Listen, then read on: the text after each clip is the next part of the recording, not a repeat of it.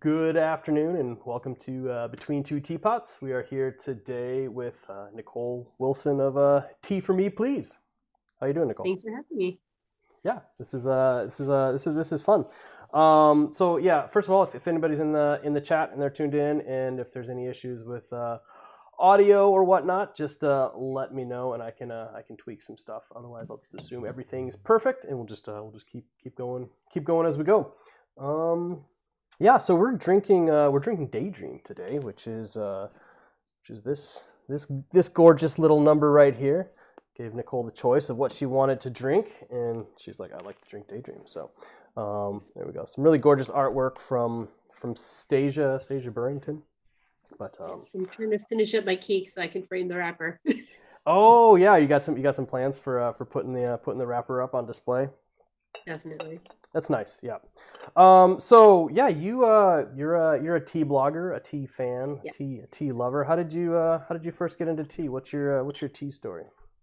So I started kind of with like tea bags and milk and sugar. Yeah. My mom still drinks more tea than I do, just she does it in a very different way now. Yeah. So that was kind of, where I started. And then when I went away to college, I didn't like coffee. And, you're got morning classes, you're writing papers at night. And so to stay up, I started drinking tea. Okay. But just kind of experimenting with like different things that were at the grocery store. And then my mom had like saved me a clipping from a magazine on flowering tea. She Okay. was like, "Oh, I like tea here." Like And I was one of just, like the tea ball, the flowering tea yeah, ball things. yeah, with Yeah. like the flowers inside. And it was just kind of like a mind blown moment of like, wait, there's tea that's not in a bag. No one I knew was drinking loose leaf tea at all, Right. at that point. And So so you that weren't just going to kind of school in started like this a like, in like a tea area or something like that, yeah, right? So yeah. yeah. So I started searching online and I actually found a website that was looking for reviewers. Oh, okay. So really super early on, that was kind of like the first thing I did in tea, which was like basically they were like, we'll give you free tea and you write about it. And I was like, that sounds good to me. I'm in college, I like free stuff. Nice. And so that was a website called Tea Views, and I worked there for a couple of years. Okay. And then I actually started my blog as a way to like back up what I was writing for them, Oh, nice. just because I was like, if they shut down tomorrow, all that work would be gone. It's been So it's been a while. What year did you start your blog? yeah, 2008. Oh wow. Okay, so that's much longer ago than I thought. That's amazing. That's impressive. Yeah, it's been quite a journey. Yeah, for sure. There's a handful of other tea bloggers in chat. Seawin says hi. Oolong Owl says hi. So I like seeing a bunch of tea bloggers in chat. It's great. Um, Definitely. okay, so that's cool. I didn't realize that you had started it that long ago. That's pretty good. You're probably one of the longer continuously operating tea bloggers in Yeah, the Western sphere, at least, right? definitely. I want to say like Marshall N and maybe like Tony Gebley Yeah, would be the only people that were like blogging for like continuously as long. that's amazing though. So you're in a limited crowd. Um, Definitely. cool. And so you are an award-winning tea blogger as well. What award did you win? Yeah. So 2015, I won the award for best social media reach. Okay. Um, that one was really cool because they had like this big fancy black tie dinner on a boat. Oh, wow. That's Which is like not how they do it anymore at all, but that was a really cool no, thing definitely to do. definitely pre-COVID. Yeah, yeah, much more pre-COVID. And then 2018, I won the award for best tea blog. Okay, super cool. That's awesome. Um, Definitely. I wasn't there, but I got to watch Oolong Owl's Instagram live. nice. Well, show us your teapot. What teapot are you using today? Yeah, so I'm using it's just like a Yixing teapot. My husband bought it for me when What's we that first started kettle? dating. Yeah, it's a little I do the same frozen. thing. I get my arm over that one. It's like ah. Yeah. Yeah. Yeah, my husband bought it for my birthday, I think, when we first started dating. Nice. And so I've been brewing, puer in it since then. You We've been dedicated to together Shung for then?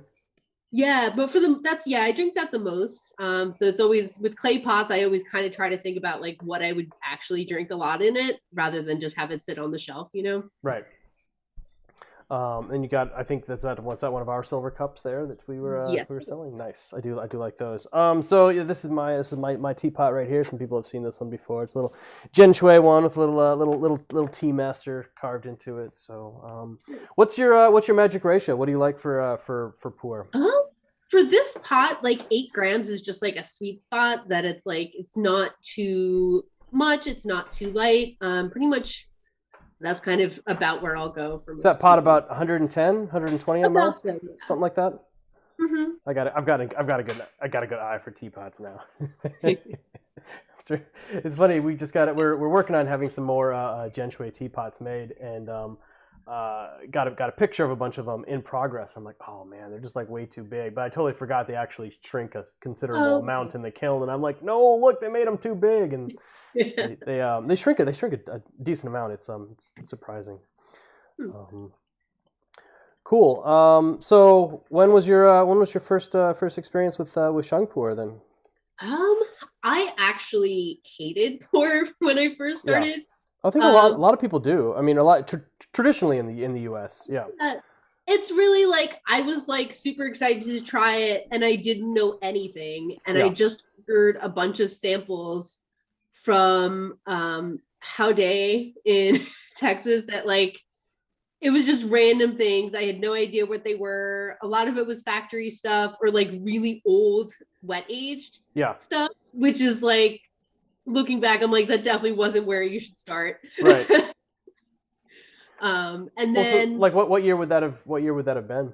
that was probably maybe like 2010, 2011, somewhere around there. Okay, so Uh, there wouldn't have been many other offerings that's the thing. available, and that Like, would have been there's so much more available now and like accessible, really easy drinking shung that like yeah, anybody can kind of go on Instagram, pick a company and get decent tea to like get started. yeah, Where back then it was, I would like read Art of Tea magazines and my mind would just be like, where do I find this stuff? And, yeah, you know, and I didn't drink pour for like another like 5 years because I just was convinced I hated it.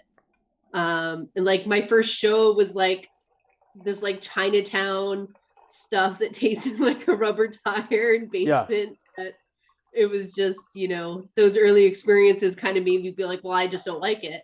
yeah. Um, You know, and we had then a big education gap with that in the beginning as well, because I early on was thankful enough to have some really awesome experiences with pu'er, and so I saw what it could be, and then we would invite people over for tea, and they were like, oh, well, we drink everything except for pu'er tea, and I'm like, I just didn't understand it. So so what was your first experience when you actually really did like pu'er, or you uh, kind of got it?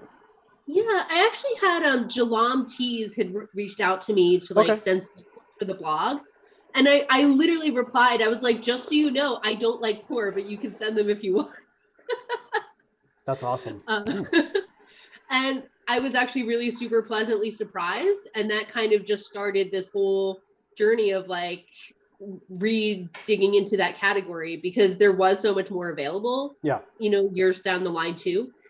That's probably the tea I drink the most now. Shung. Yeah, yeah, Yeah, definitely. me I'm not me really too. much of a show person. Like if it's Yeah. like winter and I don't feel good, maybe that's what I'll drink. But for the most part, you know, I'm much more of a, and I do prefer like younger pour, I find. Yeah, for me it was Shopur was the first one that really got me. It vibed with my coffee drinking habits at the time, and my early experiences with Shung were actually pretty difficult as well. I just didn't I just didn't get it. I don't know if I was brewing it wrong or if I was approaching it wrong or if my palate wasn't. Sometimes you kind of have to have the vocabulary in your palate to really kind of understand what's going on for something, and so I just hadn't had enough shung to really understand it, and so I didn't really didn't really get it. It wasn't until I went to China and started having tea with people there in tea shops, and then it was just like, oh, that's nice. And then segued from drinking like lots of show into drinking, like aged-ish shung, and to now it's like it's almost all young shung. We just got an EMS box in the mail yesterday with all more young shung. Gotta give it a try. Work on some blends and stuff. So I'm with you. I crave young shung a lot. Definitely. I think it does take time for like our palates to kind of change too. That like at first you're just not ready in a lot of ways, I think. Yeah. And I also find, I mean, you may find this as well. I know, like in the a lot of the customers that we work with, come from a soft drinking background, and that's just hammering your senses with high fructose corn syrup, and you really lose the ability to understand what sweet really is when like you drink Mountain Dew all day or something like that. So kind of have to retrain. So you've got the other, which kettle is that you've got? This is the Corvo, so it doesn't have the gooseneck. Okay. Oh, so it's the same one as this one. Yeah. So I noticed the handle was the same. I wasn't familiar. I like that. I like the satin black. It's just so pretty. Just so pretty on there. Definitely. Let's see. Who else we got? In chat? A bunch of people are saying hi. Friends have you on the big screen TV in their living room. They're watching us on the big screen TV. They probably have Daydream there. They're probably drinking it as well. Yeah. Lamo's actually logged in as a moderator. She's actually not in the house right now, so she connected to check, make sure everybody in the chat stays. Zealousy here as well. Yeah, Lamo's here to make sure everyone in the chat stays under control. She's my moderator. Whew, yeah, no, this tea. Why don't you tell me what you're tasting? Give me your toss out some blogger notes. Yeah, I really, really love this tea. It's super just soft. Like it's super floral, and like Daydream was definitely the perfect name for it. Like it just kind of gives that feeling. Yeah. That's something we try to do when everything works well together, and you can get a name and the artwork and the tea to kind of like work together in harmony. It's a lot of fun, and I think those teas are a lot more fun for customers as well. Things like Dark Depths. Dark Depths has been super popular because the artwork was just actually the artwork right there. The artwork was awesome, and it just tied into the tea and the name, and the experience was a lot of fun. Yeah, this tea is really it's still really bright for me now. I mean, this is 3 years old, so that's not too old, but some of our teas get a little bit more aged in that time. But this one still has a lot of nice young notes, but kind of pops with a little bit of a kind of like a cotton candy type sweetness. It's just really I don't know. Yeah, I find it really nice. Whew. So you're based out of the New York area, that's right? Yeah, I'm in New Jersey, but I'm like closer to New York than I am to most of the rest of New Jersey. Gotcha. So it's so you're still well into the spring season over there, or late winter probably, right? Yeah. Yeah, we're not quite at spring yet. Do you find there's I guess you probably get more teas to review in the mid to late springtime as like harvests and stuff are going on?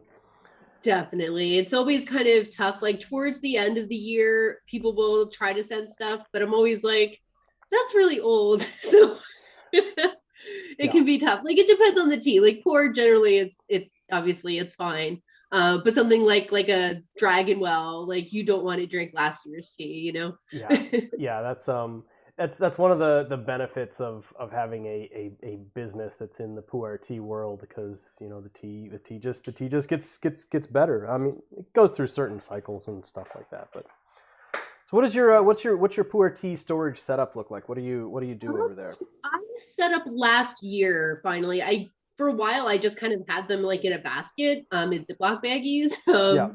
And I found out my parents had my old mini fridge. Oh. So I was like, let me check it out. And somehow it survived both me and my brother without having any like funky odors. Wow, that's amazing. Pretty impressive, making it through 2 college terms. But it was fine. So I just kind of like cleaned it and aired it out. And I have some Boveda packs in there, but I don't really keep it like super humid. Most of the time it's around like 64, 65%. That's a good safe middle ground. Yeah, I live in a basement apartment, so I basically live in a cave. So Yeah. so the temperature is pretty like consistently cool all year. Okay. So I don't really have to worry about it getting like super hot. Um, Oolong Owl suggests that it's time for you to come to the Seattle Northwest Tea Festival when Yes, it's safe, pandemic permitting. absolutely. I definitely, not being able to go to any tea events this year has been tough, where that's usually kind of my social calendar. So Sure, yeah, absolutely, and yeah, we've been the same way. We usually, well, I mean, we didn't get to go to China last year either, which was a big hit, and then we come back from China and we go to the Portland Tea Festival, which is great. I love that, and Bellingham was going to be doing a tea festival, and we usually try to go up to the Vancouver Tea Festival and the Northwest Tea Festival. So many awesome little tea festivals right in this area, and couldn't do any of that. So that made it tough. So you actually haven't have you been out to the Northwest Tea Festival? I I don't think haven't. you So haven't. that's definitely, I Gotta know do you that. guys have the best festivals. It's a We're pretty like, good festival. Yeah. yeah, we're like the East Coast ones are like tea and coffee, but mostly lots of other stuff and anybody who will give us money for a booth. So Right. Yeah. Yeah. If you want to sell like Fabergé dog collars, or whatever the yeah, random thing is, you can. There's going to be somebody at those that do that. Yeah. We have a lot of, well, clearly being in Seattle, there's a big coffee festival, and now it's like coffee, like, and they'll allow tea. We've not actually tried to get a booth there yet, but I find personally as a vendor, I find it much easier to have a booth at a tea festival. There's much less work, right? I mean, everybody knows absolutely. exactly what I'm doing. We did one 3-day festival, like a Christmas in Seattle holiday festival, like first, second, and third of like some December, a long time ago. Or some people go through and try to get like random gifts and stuff.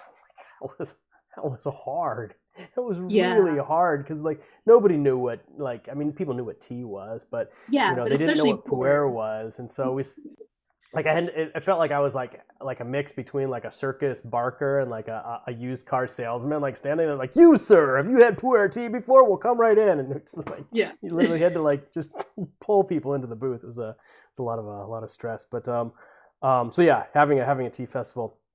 Yeah, so we've known each other for a while, but we've never actually even met in person before, have we? Yeah, no, I know like back in the days of like Google Plus, we did a couple of We like did. hangouts. I remember that. That was a while ago. Um, Definitely. yeah, no, well, that's kind of one of the fun things about the tea community online. With the access to the internet, and kind of makes things feel smaller than they really are. Definitely. Somebody wants to know what your tea pet is. Why don't you show us My your tea tea pet? pet is a pig Look that at that. I got from Crimson Lotus Tea. Yay! That's right. We did sell pigs for a while. I'm going to show off one of my little tea pigs there. Look at that. We got little I, tea buddies. I swear he only likes pour. Of course, of So course. like they blow bubbles out of their mouths, Yeah, and he only does it if he gets pour tea. He doesn't do it for any other type. that's really interesting. Yeah. That makes sense. My guy stopped bubbling a while ago. I got to clean out his little mouth hole. Gets a Yeah. little jammed up. But then yeah, it totally like bubbles up. Yeah, well, I wonder if it has something to do with like the viscosity of pu'er. It's like maybe holds bubbles better or something. I I have no definitely idea. think that could have something to do with it. Amy wants to know: have you ever been to Yunnan? I have not. Actually have never left the country. So it's definitely, I was really hoping to go to Japan Yeah, in sometime last year, but that obviously didn't happen. So I'm hoping to definitely do some traveling once that can happen. As that's definitely yeah. been a long time coming, I Japan's a think. good first step outside of, well, maybe not outside of the U.S. because that would probably be Canada would be a good first step. But Yeah, if you're going to go over to Asia, Japan, it's super easy for foreigners to get in and around there. I've spent a lot of definitely. time in Japan. Really enjoy it. Yeah, Um, and I know a lot of tea folks there, so I feel like I can, you'd be hook up set. lots of foreign pours and things like that. You'd be set. I think you'd have a lot of fun in Japan. Definitely. Let's see. Oh, it's actually a good question. And you guys feel free to ask questions in the chat, and I will answer them as needed. or as I see them. Ivory Flute 86. How often does Nicole drink stuff for blog reviewing versus for personal enjoyment? That's a good question.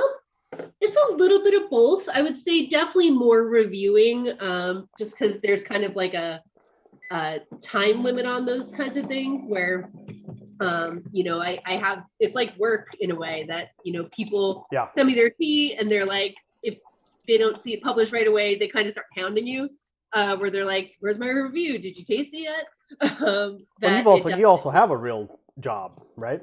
Yeah. I mean, right now I don't, but most of the time I do. So it's definitely, it can be almost a full-time job to run a blog in addition to everything else in life. Oh, absolutely. So, yeah, people don't really realize that. Well, like, do you have like a set like X number of blogs that you try to release per week? Do you have a schedule like that you work on? Generally, I try to post at least 3 times a week. Okay. Usually, like Mondays are kind of like an informational post. Okay.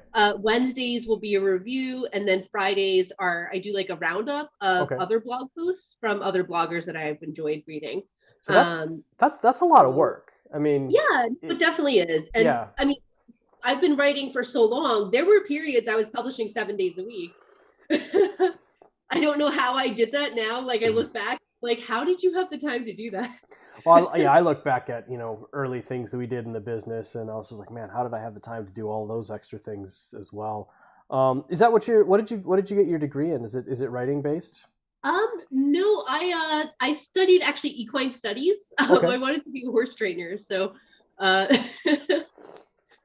nothing at all to do with tea or anything. Writing was always something I enjoyed though. Like in high school, I did like creative writing classes and things like that.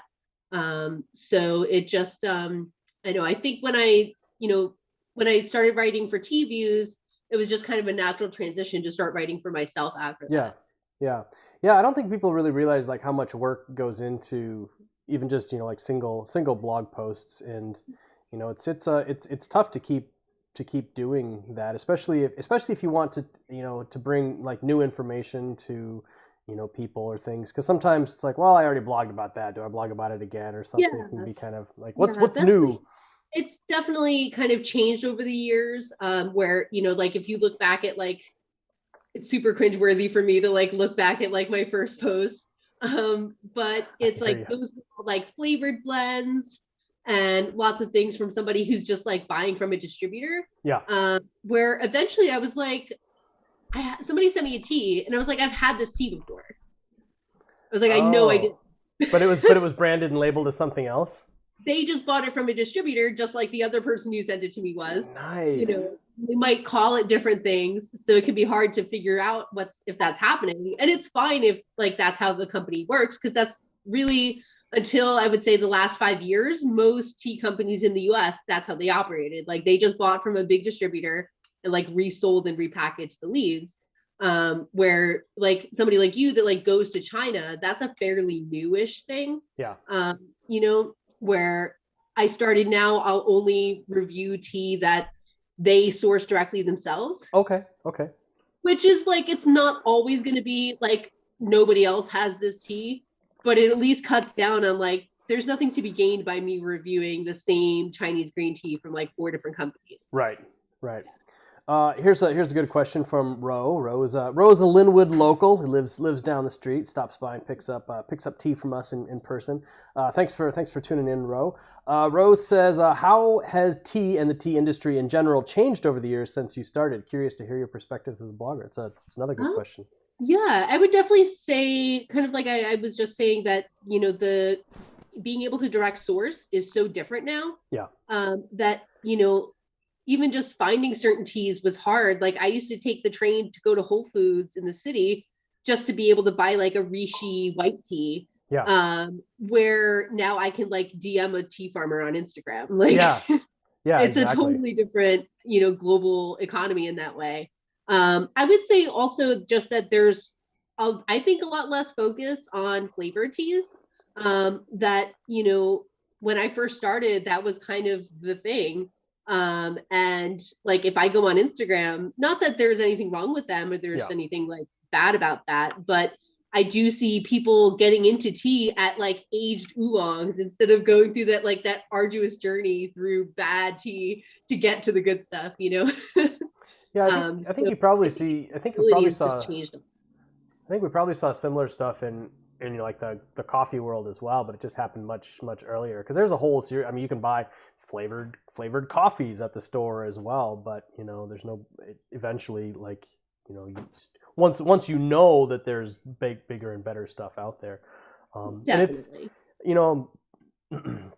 What was it? Tivana. Tivana was the big Starbucks, or I guess they became part of Starbucks eventually and stuff. But you Yeah. know, I mean, they certainly had a very specific model, and it's very tough to operate a retail tea shop like that So hard. Yeah. when I worked for Tibana for a few years that's right. and it's really hard, especially like in the US. Yeah, We don't have a tea culture, you know, like yeah. we borrow from lots of other people, which can have like advantages that we have so many different things to choose from.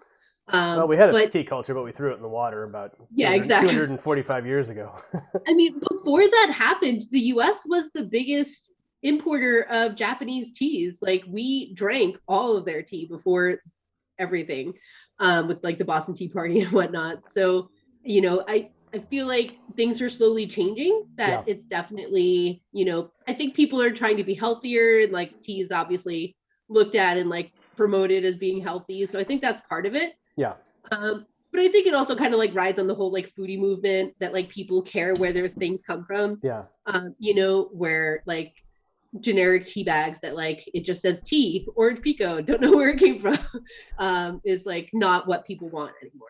Well, I think also, I mean, I think companies like Teavana really played an important role at a certain stage in kind of like the tea evolution in America because you know there was a lot of people that you know all they had ever had was tea bags, and so now here's a chance like you know like in a local mall there's somebody sitting there like brewing like super cool tea and like amazing teaware, and you know like Yeah. letting people like smell it and seeing all the sensory emotions around it. And you know like if that shop was like only selling you know like 20-year-old pu'er, like they might not have been like that. You Yeah. can't, it's too big of a gap to jump. It's a So huge gap. Yeah. there's definitely a place in the tea industry for places that sell Absolutely. stuff like that for And sure. I did see, and I find this works for so many people this way, that customers who originally came in and were buying like Youth Berry Wild Orange Blossom, uh, like 2 years later, they would be coming in and buying Gyokuro from me. Yeah. So like their own journey would change just in the time of them starting to try different things. That you know, I find like you were saying, like if you're used to all these super sweet artificial things, so like the sweetness of pu'er, you're going to be like, that's not sweet at all. Yeah. That your body needs that time to adjust to be able to actually enjoy it, I think. And one of a similar parallel I draw from you know like the comparison between you know like Starbucks and some like the higher end coffee companies, especially with you know like in relationship to Teavana, is they literally created that market. You know, like they created a once you had like mom and pop coffee shops, and then you had Starbucks, and Starbucks is definitely a step above that. And then what it created was it created a vacuum above it, right? Where people are like, well, Yeah. shoot, like if this was so much better than before, like what's much better than this? And so you know you got to give a lot of credit to you know even a company like Starbucks for like allowing just creating the market that you know like is now filled by even more niche coffee companies. I see the same thing in the tea businesses as well. You know, it's Definitely. Teavana certainly showed people that like look at what tea can be, and then people are like, cool, now they're in there, and then they're like, what's the next step? We've got a question from Siwin here. Siwin says the World Tea Expo planners said 3 years ago they had plans to collaborate with more bloggers. Any idea what is happening with that? So far, I mean, I know with them not even being able to have it last year, Yeah. you know, I know they did like a little bit of digital, but it wasn't nearly what it, you know, would have been. I know they're doing a conference in March, like later this month. And I did participate in a panel for that, where they had like representatives from different media outlets. Okay. And I was asked to participate as kind of like the blogger on the panel. So I do think that they want to, they just don't know how to. I can Like, see that. in my opinion, World Tea Expo seems a little old school. Is that Yes. maybe a good way to describe it? We've looked into attending and doing some stuff there in the past, and it just I don't know, the timing never worked, and then I was just, I don't know, I guess for what our business is and how it works, it just didn't really seem like there'd be much benefit to be there. But as somebody who's been there multiple times, why don't you? I don't think there's probably many people. Well, I'm sure there's a handful in the chat here that have been to World Tea Expo. But if for the people who've never been to World Tea Expo, why don't you tell people what it's like? So it's basically World Tea Expo is a B2B trade show. So just like any other industry would have, That means they business kind to of have business like for this big non-business people. tour full of booths with different companies. And they might be selling anything from like tea to teaware to flavoring for tea, really just anything that would have any relation to tea. It is interesting as a blogger to kind of just walk around and see new things. There'll be like, there's always like the new tea machine of the year that'll be around for like 6 months before they go under. But for me, it's more the social aspect of it.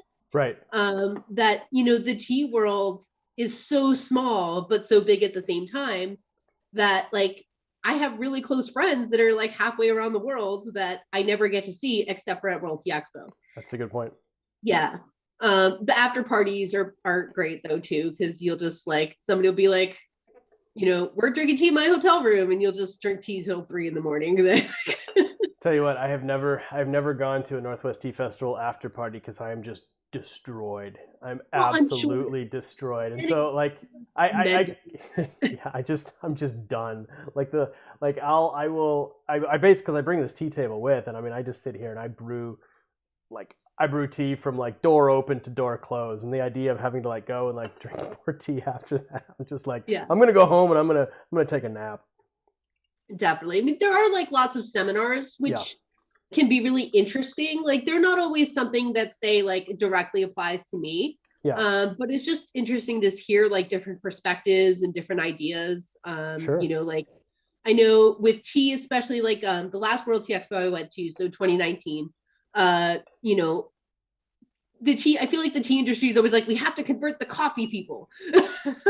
And that's like the big, but I attended a talk where he was explaining he's had a lot of really good success with wine sommeliers. Okay. Because he was like, they already have such an appreciation for aroma and mouthfeel and like all the things we look at in tea. Yeah. That he was like, they got it like right away. Yeah. That it was just, and even tea people, like when I told about this, they're like, no, that can't be true. Like it's an interesting way to get like different perspectives on things. Yeah, I mean the coffee industry is huge. I mean it's just absolutely massive. But the high-end coffee world is still relatively small, and it's maybe even as large as like the high-end tea world. Because that's kind of where, I mean, I knew wine, I knew how to like taste wine and stuff like that. But it wasn't until I got into like the high-end coffee stuff that I really started to like dive deep down into the nuts and bolts of appreciating like aroma and body and things like that. And so but yeah, that's definitely not most of the coffee world for sure. Definitely. Let's see, questions. This is a great one. So I'm sure, I mean, you might get this a lot. Tips for people who want to start tea blogging. Just do it. Yeah. Like, a lot of like everybody's your own worst critic. Where like in your head you'll do something and you're like, this sucks, nobody will like it. And you just won't do it because you feel like it has to be perfect. Yeah.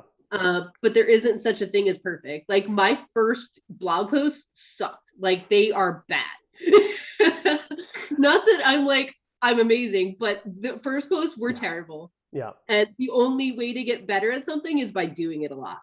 But 7 days a week, right? Just do it. Yeah. And it's going to be bad and it's going to suck, but you're going to get better at it. And yeah, we had similar probably ideas or thoughts about, starting. I mean, I could tell people the same thing about like a tea business. People are like, how do I start a tea business? So you just start it. I mean, you'll figure it out. You'll never know exactly like what you wanted it to be before you start it. And our company has changed a lot, over the years as we like learn everything the hard way. And in hindsight, if I knew everything that it would take to actually run a tea business before I started, I probably wouldn't have. I mean, it's a lot of work. It's more work than people realize, and it's not just sitting down drinking tea every day. This is actually my first session of tea for the day, and it's 2:30 in the afternoon. I mean, I had like a lot of stuff to do before this, but yeah, I would probably tell people something similar. I think they just need to go with it. And apparently, the trend is to start your blog off with oolong in the title, and then only write about pu'er. That's my little blogger joke. Came after me, but yeah, I missed the boat on the oolong name. Ooh, it should have been oolong for me, please. Yeah. There you go. I like that. No, that's a good question, and that probably segues into like the second most asked question is like how do you keep the passion going? How do you keep doing it? For me, it's never gotten boring. Awesome. I'm like burnt out on like doing blog stuff because that's work. But there's never been a time in the like decade plus that I've been doing it that I wasn't excited by something in tea. Nice. Like there's always something new to learn. There's always a new tea I haven't tried, that it's a rabbit hole that just keeps going and going and going. Like I definitely, if I told myself in 2008, you would be doing this 13 years later, I would have been like, no way, you know? 2008's a long time ago. In fact, actually, I think 2008's the year I met Lamu for the first time. So it's a good year. But it was 13 years ago. It was a long time ago. Yeah, no, it's a crazy thing when I think about it. I'm like, I've been running the blog longer than I've known my husband. That's crazy. But yeah, no, time does go by, and I think I see a lot of like blogs, get started and people get like really strong and passionate for like a month or two, and then they kind of like go away, or like maybe only post like once a year after that and stuff. So that's I think it's a good question, and it's tough. I mean, I even feel it, like sometimes, like with like the tea business and stuff, it'll be like noon and I'm like, oh man, I didn't get an Instagram post up today. I was supposed to post about something, but then there's like so many other things, you're, packing orders or, like responding to emails and things. And so stuff just adds up, but gotta keep going to that. Ro has a part 2 to his question earlier. How do you think the tea /tea industry will change in the future? What are your predictions? I definitely think it's going to continue to grow. That really, I know, like the amount of tea that's like the tea we're talking about is like this. Yeah. That it's like commodity tea is like this and we're like this. Yeah. So it's like there's so much of a ceiling there that I just think, it will continue to grow. I think tea definitely has like a PR challenge kind of in the US where absolutely there's like so many preconceived notions on what tea is, who is a tea drinker, when I first started, everyone thought that, if you were really into tea, you were like that, like the old lady club with like the red hats. The British tea parties. Everyone thought that's what you were. Yeah. Well, I kind of get that as well sometimes, there's a definite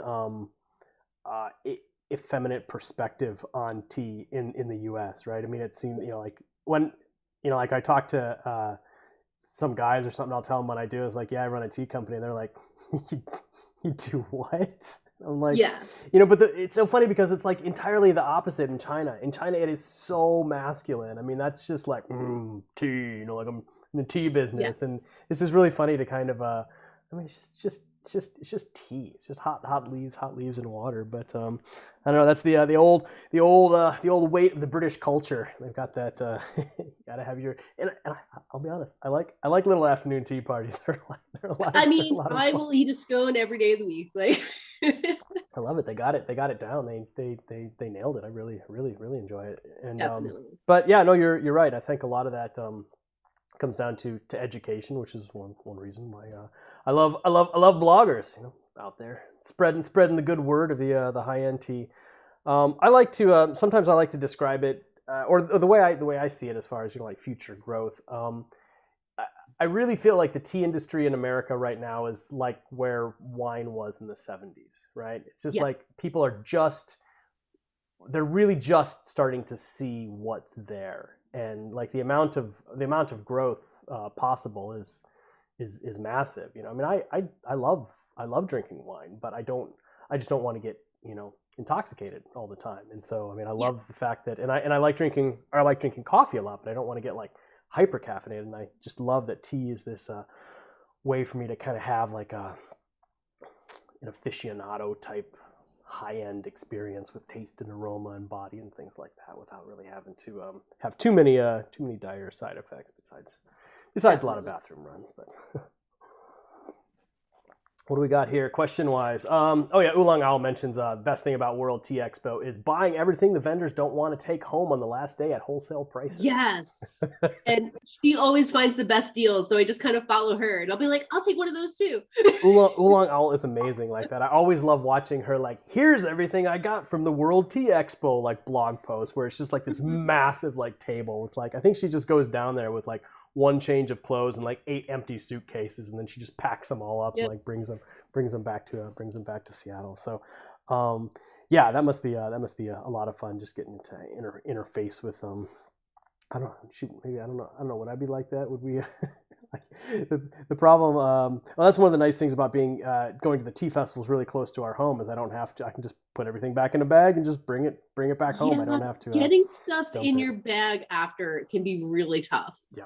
Because it's like, especially like if it's in Vegas, I'll go for like close to a week just to like make the trip actually worth it. Yeah. But then it's like you have to balance packing enough clothes for everything you might need for that week, but also leaving room for everything you want to bring home. So we've got things, we have similar issues when we go to and from China. But we've got it set now. One of the tricks is having kids, because you actually get a larger luggage allowance, and the kids really don't need that much. So we can actually have Their clothes are smaller. we can have a lot of suitcases. So generally, like, this is, and I've got all my clothes over there in China now. I just, last couple times I've been, I just leave everything there, so I have an entirely different wardrobe over there. But what we do now is we buy a bunch of gifts for the tea farmers. Just, I don't know, just interesting things that they might like. And so all of our suitcases are just like packed with like gifts for tea farmers when we go to China. And then when we come back, it's just like all packed with tea. So it's like almost no clothes. So in customs, they're always like, do you guys wear anything? Like, why is there no clothes in your luggage? And I'm like, you know, I got all the clothes I need. I'm going home. I've got clothes at home. Do you have clothes at home? Why do I need to bring clothes? And they're always just like, I don't know. It's funny, the conversations we have. Clothes are great for padding up teaware to fly, though. Yeah. No, for sure, that's right. Is there a lot of teaware represented at the World Tea Expo? I definitely, that's kind of usually the main of what I'll bring home. Okay. Is, you know, the tea samples generally are small little packets, so they don't take up too much space. Yeah. But then I'll like last time I went, I fell in love with this like Gaiwan set that I haggled for to get. And so it was like the last day, and it was the last one. But it was super fragile. So I just like packed it so well with all my clothes just to hope it survives the trip. That's pretty smart. Let's see, what do we got in chat here? Oh yeah, C1 also attests to the brilliant strategy of following Oolong Owl around the expo. Yes. Her and Jeff from Lazy Litter Steep Stories. Right. Yeah. Those two find the weirdest stuff that I'm like, where did you, like, I walked this entire floor and I didn't see this. They should offer tours. I found this food brick oatmeal that you need to try. Like, that's what they should do. They should offer actual tours. Like, you take people on tea tours of the World Tea Expo. That would be awesome. Definitely. They'd probably get like different vendors, like giving them money. Bring those people by our booth first. Yeah. we find that in China a lot, specifically with a lot of the people that we. If we're like working with like a new, or checking out like some new tea shop or something like that, some new teaware thing, they'll like the vendors will take Lamu aside and they're like, hey, tell you what, you know, like, we'll give you 20% of whatever you can get this, you know, like foreigner to buy. She's like, really? That's great. And then she'll haggle some price down, and then we'll buy it. And then she'll come back the next day and get the 20% cut. I'm like, nice. It's genius. It's genius. I mean, they offer it as well, right? What's that? If they offer, you might as well, right? Yeah, no, it's really funny. They just don't. I don't know. But now that we've got kids, it's a little harder. carrying them around. Yeah, Oolong Owl says that she and Jeff will they'll just clean out the place. That's Absolutely, pretty funny. yeah. I like that. It's crazy. Whew. This tea's good. I'm only like two or three steeps in. I've got a fairly large teapot, so I'm kind of taking my time with it. How's the session evolving for you? Good. I think I'm a couple rounds ahead of you, maybe, but so. I haven't really drank tea today, so. Yeah, well, that's funny. I mean, it's because people probably assume that you're just drinking tea on nonstop all day long, and I know people definitely assume that I just sit around and drink tea all day long, but they don't realize, like, when you're running a business, you're running a business. There's a lot. No, definitely. I mean, even for me, like earlier today, I was editing a YouTube video that's going to go up tomorrow. All of those things take a lot of time. They do. They really do. They take so much time, especially if you want to do, it takes time to create, like quality content, and then, get, the editing right and all that stuff. I don't think people really realize how much time a lot of that stuff takes, but no, it's definitely, it was a big learning curve for me. Like, I didn't know how to use WordPress or, do graphic design or all these things. But like, as a blogger, you basically learn how to do photography and all these other things that like would be jobs for somebody else. Yeah. And, I mean, it's the same thing in the when you actually run your own business. I mean, unless you've got enough money to pay somebody to do all that stuff for you, I mean, you've got to be a jack of all trades. Thankfully, Lamo and I have a pretty good balance of skill sets. So we kind of complement each other, and I do more of the graphic design and photography stuff. But and thankfully, I mean, I've been using Photoshop since like 1993 or something like that. So I mean, I've been using it for a long time. But yeah, you got to do everything. You got to do everything yourself. I mean, I do all the HTML, all the coding, all the graphic design, all the everything. Because if I didn't, then I'd be paying somebody else to do it, and then our teas would be more expensive, and then the business wouldn't survive. So it's just like, yeah, you got to be able to do a lot of it yourself. I feel you. I will. I'll drink to that for sure. But I do enjoy that part of it. I enjoy the creative aspect. So what's your next video gonna be about? Can you give us? Did kind of one with my favorite tea travel mugs. So the Gongfu goes in there. Oh, nice. Yes. Yeah. Somebody just posted on Instagram today that they had I don't know, like they had a bunch of smoke like fill up their house accidentally, had to leave really quick, and they basically they basically grabbed the Gongfu to go and an iPad and left the house. And I was just like, that's probably what I would do as well. Gemma, I'm filming a little tea video here. I need you to be a little. I can't go outside right now. Okay, all right. Thank you. Can you play with your stuff over there quietly? Thank you so much. Sorry guys, Gemma's getting antsy. It's such a nice day outside in Seattle. I can't blame her. She definitely wants to go outside. If you can open the door and do it yourself, you can go sit outside for a little bit if you want to. You can do it. With your shoes on or shoes off. It's up to you. Okay. All right. I'm gonna go back to my video now. Okay. I'm having tea with lots of people right here. Yeah. So no. Yeah. You were talking. Oh yeah. So yeah. Tea brewers and stuff.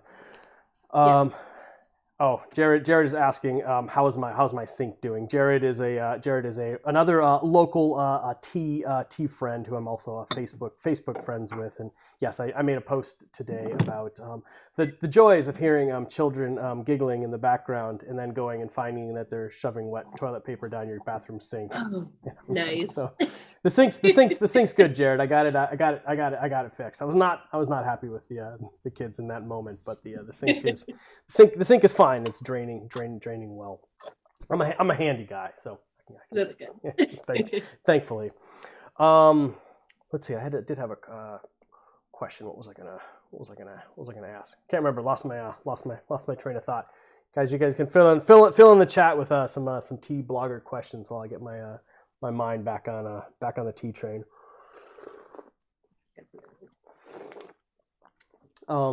Yeah, shoot, I'm trying to remember. Oh, T and T community. So you're pretty. I mean, clearly you're active in the T social media community. You kind of have to be if you're Try doing to you're doing a be. blog, and you've got your own Discord channel now. Is that right? You got your own Discord I server. made one. I haven't actually used it yet. Okay. But Well, that's a lot of work as well. As soon as I saw you make some like post about it, I was like, oh shoot, she's gonna run her own Discord server. I'm like, that's a lot of work unless you got somebody to moderate it. I'm sure there's I mean, I usually point people to the main T Discord, discord.gg/T. I think they're probably in there right now. Maybe they've got like a little watch party. Maybe they're actually watching us right now. If they are, big yeah. shout out to the T Discord. What's up, you crazy T people? Thanks for watching us for sure. Yeah. Yeah. No, So tell me about you and like social interactions with tea and the bigger social tea I sphere. actually started tweeting about tea before I started my blog. Okay. So that's actually where like my name came from. Is that was my Twitter handle. Okay. Before I even started my blog. By about 2 months, I think. But it kind of just, especially, we're all kind of geographically separated a lot of the time. Like I didn't know anybody who was into tea in person for at least 5 years. That like Right. I was the only one. Where So you definitely started off in a vacuum. yeah, where social media was really my only way to interact and learn and share and just find out more about this thing I was so interested in. So it started with Twitter, and it just kind of like over time that's changed back and forth. Like Google Plus was the hot thing for a while. Oh yeah, right. Yeah, everyone's like gotta have the Google Plus Hangouts, and we would have like these crazy video chats all the time, like nonstop. And then Google Plus like one day is literally just like, done. Yeah, and then Google's like, we're shutting it down, and we're like, okay. Yeah, it was just a pet project that we threw out there that everybody relied on, and now it's going away. Yeah, and I feel like it kind of just moved to Instagram from there. That was kind of like where everyone was heading. Instagram is certainly the center of our social media. Yeah. sphere. I mean, like I'm in Instagram. some Facebook groups, and like the Discords are great, but I definitely Instagram's kind of like my main social media, I would say. Yeah, I've certainly appreciated having access to the larger internet social tea community. I mean, I grew up. Yeah, I guess I grew up being in a lot of online communities, so it was really easy for me to kind of segue right into working with communities. And also I did a lot of work with like online community management for different companies that I worked with. So it's certainly I certainly had a definite skill set that I can take advantage of in the company. But it's entirely different than if I was running like an actual like a retail shop or something like that. Definitely. And thankfully, living in the Pacific Northwest, there's just tons of tea people around that are super into tea and have been for a really long time. And so if we ever actually did run a retail shop, I think it would be easy. And so I've never had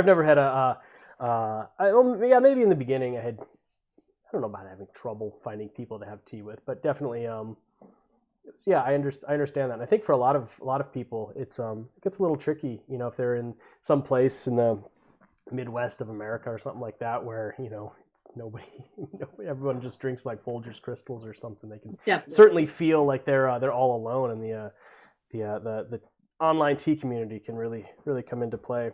We had a couple customers. Actually, they're usually not in this chat because this chat's a little too early, but or a little too late. But if I'm doing like a morning session, we get a bunch of customers from Israel that all tune in, and they were telling me that there's nobody here that drinks good tea in Israel. And I'm like, well, there's a bunch of you in chat right now. Like, give me your email addresses, and I'll get you all connected. And so I thought that was kind of awesome that they're trying to find a way to kind of connect based on, both buying our tea. I thought that was kind of definitely kind of awesome. It's tea's an interesting thing that way, because a lot of times it is just a thing you do by yourself. Yeah.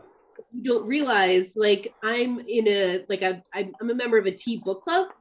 Oh, cool. Which is cool because it's like there's people all over the world, and like we all read tea books together and talk about it. But the guy who runs the club, like last week, a girl joined who literally lives across the street from him, and they never met. But she joined his internet book club. That's awesome. That's awesome. Once I set it up to be on the site to make it really easy, if your zip code is close enough, then you can just click like local pickup. That's how I met, like Ro, who's in chat here as well. He's just like, I just saw he was like having his tea shipped like a mile away, and I'm like, man, I'll just drop it off. Like, you're close enough. I'm driving that way anyways, so Definitely. just really kind of fun to be able to see local tea people. And it was funny because one of our friends actually lives just down the street from him, but she doesn't actually like buy any of our tea, and she's just like, yeah, I'm not into the tea thing. I'm like, yeah, well, apparently your neighbors are. She's like, Yeah. what? My neighbors are buying your tea? I'm like, thought that That's so funny. thought that was kind of funny. So yeah, tell me about the tea book club. What book are you reading right now? Yeah, we're reading Infused by Henrietta Lovell. I'm guessing that's a tea book. I'm not familiar with it. Yeah. So it's kind of an interesting. I really like books that aren't just your stereotypical, like, this is green tea, this is black tea. Like, a lot of tea books kind of just repeat the same information. Where it's kind of more of like a tales of, sourcing tea in all these different countries and all the different things that can happen. So it's a lot. It always interesting to get different perspectives with that. Yeah. So is that one focused on a specific country, or? Not a specific country, no. So like she goes from like rooibos in South Africa to like being in China and Japan. Okay. And so like they spend their time going. I'm actually really glad that we're focused on one specific area, so I don't have to spend because we spend so much time traveling around Yunnan. If I had to, jump around and also go to like Taiwan or Japan or South Africa, I'd just be exhausted. The author came to our last meeting, and she basically said she's traveled 6 months out of the year. That like on a normal year, that's not now. that's so taxing.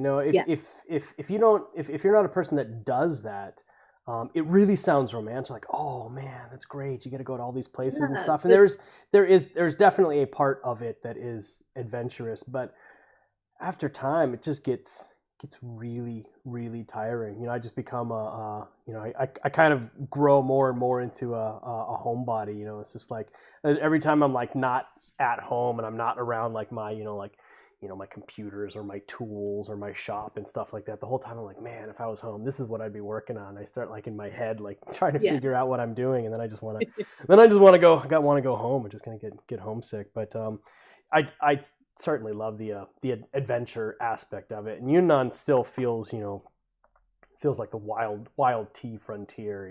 There's still it's still tea farmers that we work with that in their lifetime have brought tea to market by mule. It just feels like it's a lot of fun. There's a lot of crazy stories, but some now that you got like kids in the picture, it's like, man, it's like you want things to be a little bit more stable when you travel. You don't really want to have the adventures of like a 5-hour like police checkpoint thing or something like that. That stuff just but the kids actually, I've found really kind of help at police checkpoints. Like, they really like the kids. Okay. They're always coming up and want to take pictures, especially like little like white-skinned foreign kids and stuff. They're like, oh man, and so then they generally don't pay as much attention to the scary looking foreign guy, because they're just trying to get pictures with the kids and stuff like that. But that's just kind of funny how that works. So not like I'm smuggling anything anyways, but they're always they got to do their jobs. Yeah, the whole southwest corner of China, like that whole like Burma, Laos, Vietnam area. I mean, that's the golden triangle. A lot of drugs move in and out, so they're always checking. But I don't know how much they find. But there's also interesting other weird stuff that gets smuggled in. Like, there's a lot of meat that gets smuggled in from Vietnam up into Yunnan, and then just like we found this one story like a couple years ago when we were in Yunnan, the police had captured like just truckloads of raw meat coming up from Yunnan. Of course, it's not refrigerated. I mean, coming up from Vietnam, getting smuggled into Yunnan. And then the police like caught it, and the police just took it all and just like dumped it into the local dump. They came back the next day and it was all gone. People had gone in there at night and taken the raw meat out of the dump Oh my God. and taken it into the local markets and just sold it for profit. And yeah, it's a wild place, wild frontier. That's the stuff that doesn't really photograph as well for your Instagram stories. Yeah. Just kind of like, someone's probably going to message me like, "Why are you talking about the rotten meat markets?" I'm like, just focus on the tea. Yes. So yeah, we'll focus on the tea. So do you have anything interesting or new planned for your tea blog this year? Anything you're gonna try? I definitely I kind of want to make it a point to write about pu'er more. Okay. There's kind of this like, I know, because there's that like culture of connoisseurship around pu'er. Yeah. It can be a difficult topic to write about because there's lots of opinions and lots of perspectives and lots of people who are like, this is the only way. And, but it's definitely, I think it's something people want more information on. So I definitely want to make it a point to write more about pu'er. What do you think they want more information on about pu'er? I think just like different regions, storage, there's definitely it's a much more complex tea, I think, than a lot of other categories. Where, I definitely, I don't know, like the things like matcha, there's like so much out there, where pu'er, there just really isn't. That I think in order for people to get into it, they do need that information there. That they like somewhere to start from. Yeah. And that's a tricky thing for us as well to try to, because we've been in the business now, maybe only six or 7 years, something like that, 2013-ish, trying to remember that, still like 99% of the West, that's basically our audience or our customer base is US based largely. 99% of people in America still haven't even heard about pu'er tea or really know anything about it. And so trying to balance the need, to remember to have a beginner's mind for some of our products and some of our educational stuff and also be able to offer stuff to the higher end is it's a little bit tricky. So, but it's there's still definitely a need for a lot of that, like basic beginner level information to be readily accessible for people just to learn about it, because they're always we even still have people like will come into the chat here, they're like, hey, I don't know how YouTube recommended this, but I'm here now and I'm watching, I don't know what pu'er tea is. And so, but it's in a way that's good, that it kind of like opens their mind to something that they might not have discovered for another couple of years. Zealousy just commented, it's like, my mom called me 2 weeks ago to ask if I knew what pu'er tea was. She wants to start drinking it. Zealousy, that's awesome. Probably because like Dr. Oz talked about it. Yeah, exactly. That's say what you will. It's we definitely don't attribute any health claims to tea and stuff like that, but he's certainly helped direct people to us. And people ask us the same thing. You're like, hey, what's the best tea for like weight loss? And I'm like, honestly, I give them the same thing. I'm like, the FDA won't let me say anything, so drink the tea that you want to drink and enjoy that. How do you handle that on your blog, health stuff? Yeah, that's kind of, I definitely just I don't drink tea because of health benefits. I always say, like, I approach it just the same way like a beer blogger would approach things. Like, it doesn't have to be good for me to like it. It's great that it is. I definitely think I'm probably better off for that, but it's just not kind of where I'm at. So years ago, I got so frustrated with it that I wrote a blog post called Health Benefits, Smell Benefits. Nice. And that's kind of like where I'll refer people, that it was just this like rant of, it doesn't have to be healthy. All tea comes from the same plant. So regardless, what you're looking for is going to be in any tea. Some teas might be higher in polyphenols or caffeine or whatever, but really, if you don't like it, it's not going to work because you're not going to drink it. It's like getting a treadmill for your New Year's resolution and you hate treadmills. The thing that really got it's just me, not going to work. like last year was like, as like the COVID stuff started spreading, just starting to see like blog after blog after blog, or like just people like just dumping like tons of information in all the Facebook tea groups, like, oh man, like tea's gonna cure you from COVID. I got so mad, and I really try, and I just kind of like lurk in most of the Facebook tea groups. A lot of times people don't even really want vendors to talk anyways, so I just kind of sit there. And I mean, I find the same thing in like the tea discords and some of those groups and the Slack chats and stuff. And like, I'll be in there, and if somebody pings me, I'll come in and ask questions. But I don't know. People just, they don't want. Yeah, I mean, as a vendor, it's good for you to have your like finger on the pulse of like what people are talking about and things like that. But man, I got so upset when people started posting, like, hey, buy my tea for COVID stuff, and I was just like, it just made me mad. Because it like swung the other way, where like initially back in like last year, my most popular post last year was, does Chinese tea cause COVID? So yeah, well, that's actually a good way to hit all of the Google tag words anytime somebody's looking for like tea and COVID and stuff, and you can get some more I think that's why, like, initially people were very like, oh, I can't get tea from China anymore, where now it kind of went the other way of like, okay, which tea is going to cure COVID? That's funny, because it's there actually is an interesting tea and COVID connection. I'm not sure if you brought that up, but the official story out of China being like the bats, the wet market, like the whatever the term is for cross viral animal thing. I'm kind of spacing on the right terms. Those bats came from Yunnan.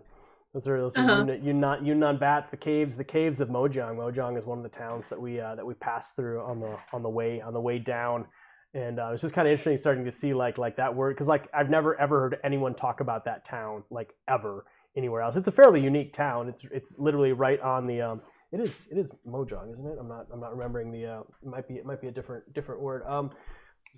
Maybe it's not Mojang. But yeah, no, this town. It's right on the it's right on the Tropic of Cancer. Literally, it's actually like sitting. There's apparently fairly few towns that are actually like directly on that line as the world goes around, and so you can actually see they've actually like created like a monument going down the hill that actually follows like the Tropic of Cancer. So as you're driving down, you look up and see this big huge monument. You can actually walk the Tropic of Cancer, which is kind of cool. But that's their claim to fame. And well, actually, their second claim to fame is that they claim that the water there is like a fertility water. It makes people have twins and triplets.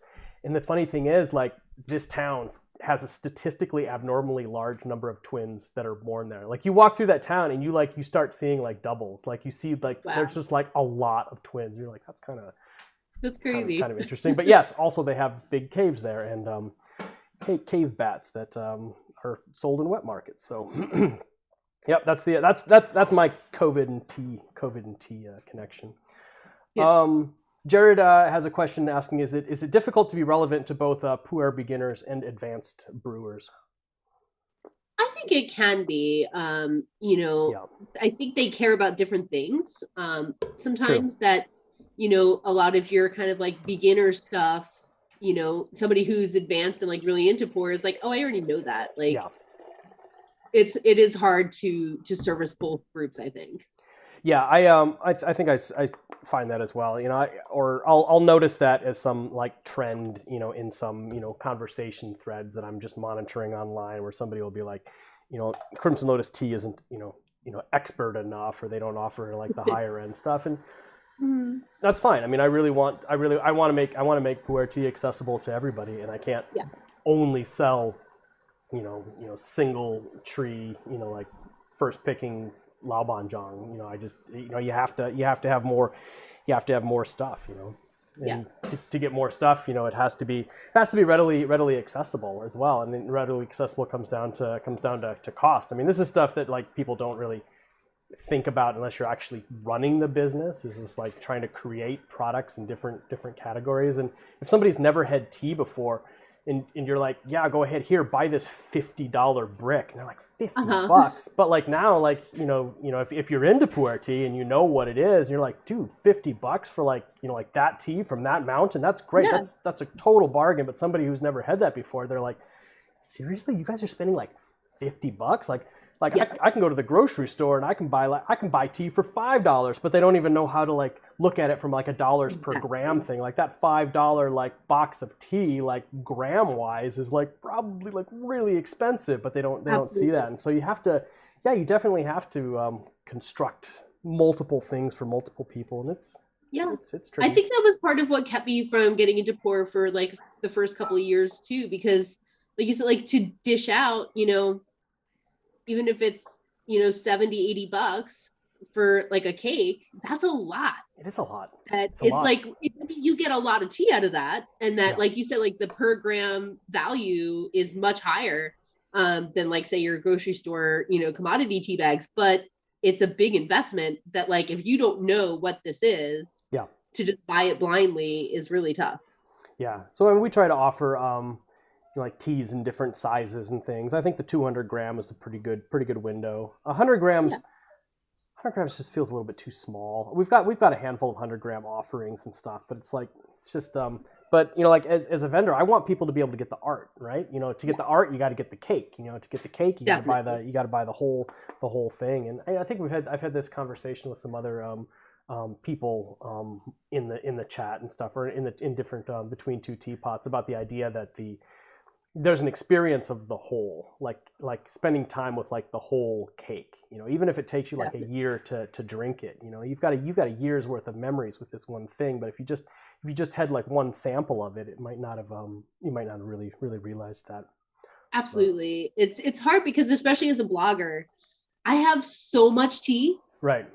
Like so much tea, that it's hard for me to justify buying a whole cake.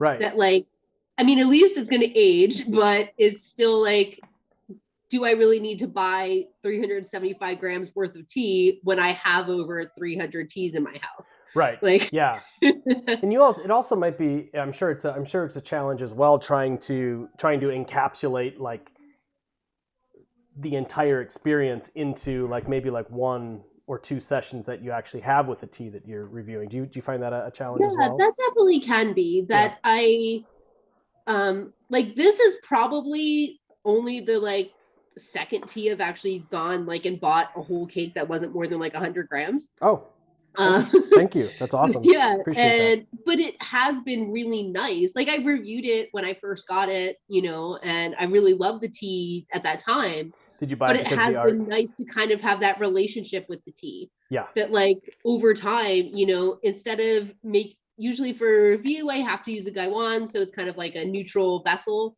Right. But to, you know, I've brewed that tea in this teapot, you know, 15, 20 times, it does kind of change your relationship with it, versus just kind of like a one and done review. So what is your tea review process? I guess that's probably a good question. Yeah, so generally I'll basically make the tea the way that the vendor recommends. Okay. Most of the time, if there's enough leaf, I'll experiment with like my preference. But I always say it's like, that's how that person wants their customer to drink the tea. So that's kind of how I think it should be reviewed. Where, you know, I'll follow their things, and then I can just say, like, later on, like, I tried this with fully boiling water and it was great. That, like, I find, especially for like the American customer, people are hesitant to tell people to use fully boiling water. Yeah. That, like, for the first like 10 years of me being in tea, they're like, white tea can only have 175 degrees. Yeah. That, you know, there's like this hesitancy of bringing out bitterness, that like they make their parameters so light. Yeah. Because they don't want to get that negative review from somebody who doesn't know what it is that they're drinking. Yeah, that's... you know, where I do like to try to experiment if I can because of that. And basically, as I'm drinking the tea, I'm photographing the tea for the posts. I keep my notes in Google Keep. Okay. Is this just kind of like a note app on your phone, but it's like in the cloud. And I like that because I can access it from my phone or my computer. Right. And it also makes them searchable. So nice. If I drink that tea again, I can go back to that note and like update it, add things. You know, so it's kind of, and then that'll eventually get transcribed to a post. But it could take a while just because I have a big backlog. Oh, I'm sure you do. Yeah. Oh, I had something I was going to say. Forgot about it. um, yeah, something about trying teas or something like that. Yeah, I find it's tricky as well for us because sometimes we have to. Gemma, you gotta stay over there. You gotta stay over there. She's peeking in. Do you want to say hi to everybody real quick, Gemma? No. Okay. All right.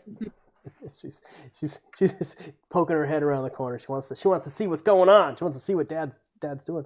I'll give you tell you what, you want a little bit of this tea, Gemma? I'll give you a little bit. We've steeped it a bunch now. She probably just wants a little tea, guys. Yeah. I got a thirsty tea baby here. Tell you what, I'll put it in this one here for you, okay? All right. While I'm trying to get my train back on track, this is a good question. Brandon wants to know. It says tea books were mentioned earlier. Any favorites? They also enjoy books in the world of tea. So, what would you recommend tea book wise? I have like 2 overflowing shelves of tea books. So there's definitely a lot of really good ones out there. Hold on. I would say for puer, I really like the like puer tea, ancient caravans. Blanking on her name that wrote it. But it was basically like a scholarly study on puer and the history of it and how it's affected, like she covered like the whole crash in 2007. Yeah. Which was like an interesting, I heard so much about that when I first got into tea, but I had no idea really the intricacies of that whole thing, where it was really cool to get like a really thorough perspective on that. Yeah. Do you like to read non-tea books as well? I do, yeah. I definitely, for most of my life, I've had like really long commutes to work. Okay. So I just read on my Kindle because I'll be on the train for like 2 hours, plus a day.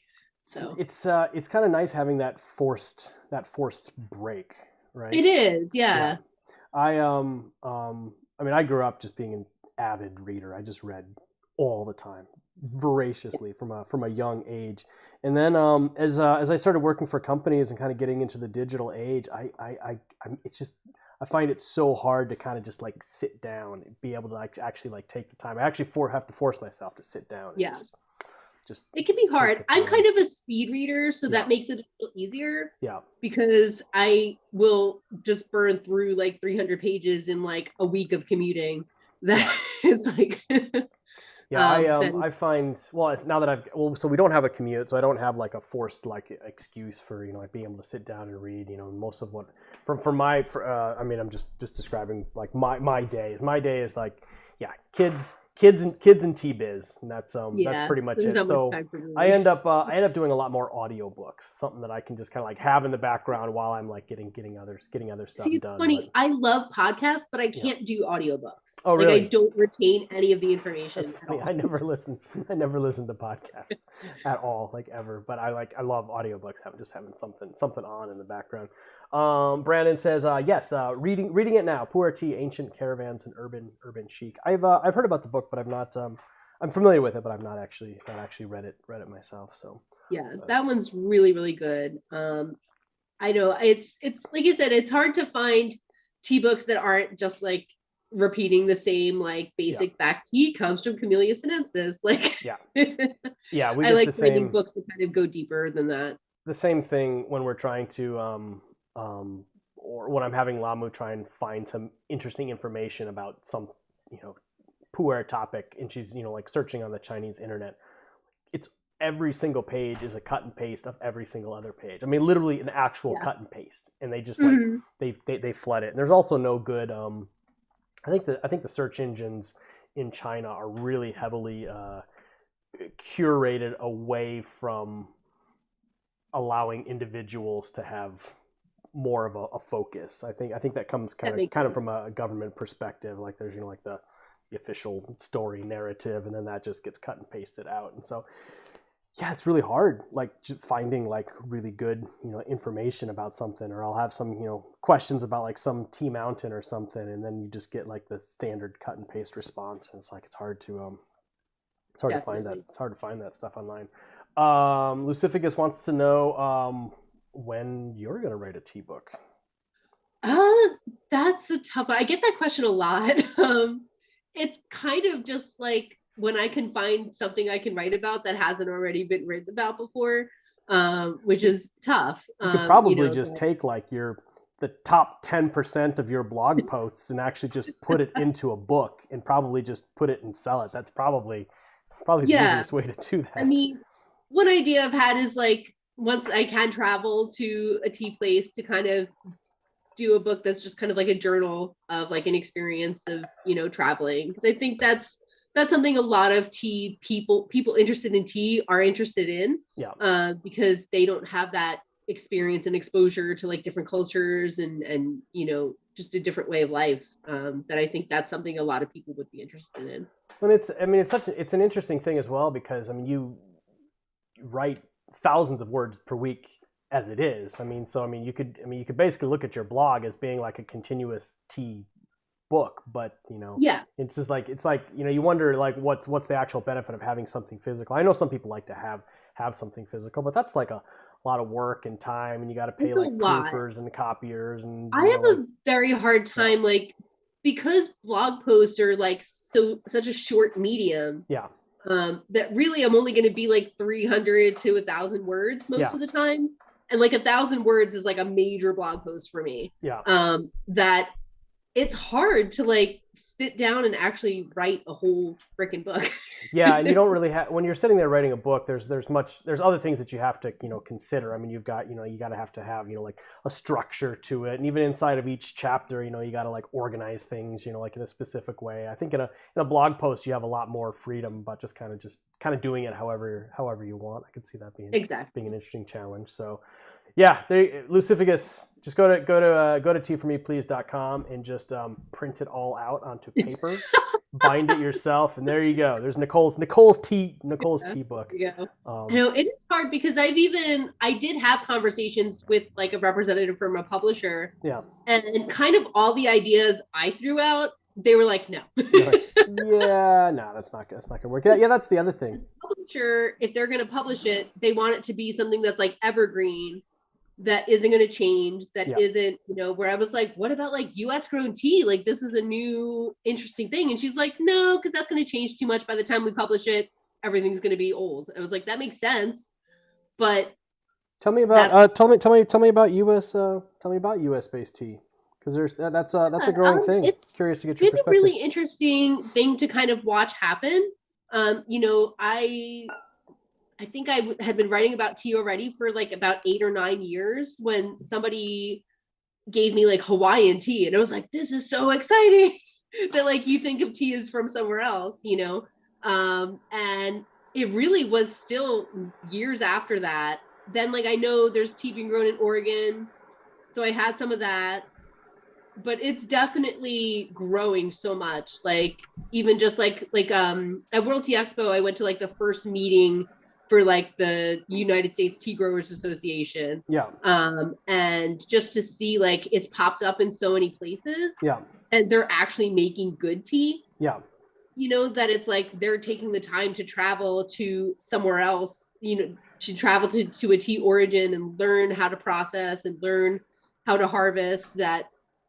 It used to just be like, like the Bigelow in Charleston that like makes tea bags, CTC tea, that like that was it. Yeah. Where there's so much more that's being experimented. I think they still like on their sign it says like America's like only tea plantation, right? Yeah, they still advertise that, and I'm like, you're really not though. Yeah. Like, yeah. Yeah. Yeah, I think you're right. That's the real trick. And I think that was part of the, because we went up to visit with Sakuma Brothers. I think they're just about an hour north of us, and they've got like 5 acres or 5-ish, or they lost some because it's hard. We don't have hundreds of years of like history of knowing how to like make your tea grow in that specific environment. So it can be super super tricky, and they lost a bunch of plants one season or something like that. But I think that was they had all of the right machines and stuff there. I mean, really expensive stuff like from Taiwan. But all the instructions were in Chinese, and they didn't know how to read it. And so they were kind of figuring it out. And I think they did decent like white tea stuff, which it's not really that hard to do white tea. But I think that was the real trick for them, was trying to like actually like figure out how how to use the machines and make like the quality tea. I think there's just a big learning curve, but the massive potential for U.S. growing tea. I mean, absolutely.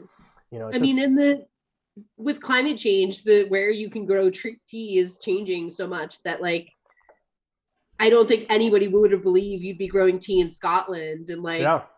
you know there's all these places, you'd heard like years ago, like I heard like, oh, they used to grow tea in Russia, and now that's a thing that's like resurging, or like in Georgia, the country, not the state, Right. they're growing a lot of tea there now. That it's definitely, the potential is changing a lot. I think that's. I think that's great. I mean, you can look at. Yeah, and that's going back to like parallels between like tea and the wine industry as well. Like wine in the '70s, like American grown wine in California. It's not being grown in France. Like, oh my gosh, that's just folly. That's just pure folly. And 10 or 15 years later, and like California wines, I mean, they're doing good, really good. And so I mean, I could totally see. Actually, I'd love to see more and more smaller, like tea farms in the U.S. because that would be. Here you go, Jimmy. A little bit more. Just to get like that, more of a terroir experience, and just to be able to see, like what the same plants taste like in different areas. Definitely. I think that example kind of shows that there's room for that, where like it's not that if we grow tea in the US, people are going to stop drinking Chinese tea. Yeah. Like people still drink Bordeaux, but they're also drinking California wine now. Like that there's definitely room for everyone in the market. Yeah, absolutely. It doesn't have to be be at the expense of one versus the other.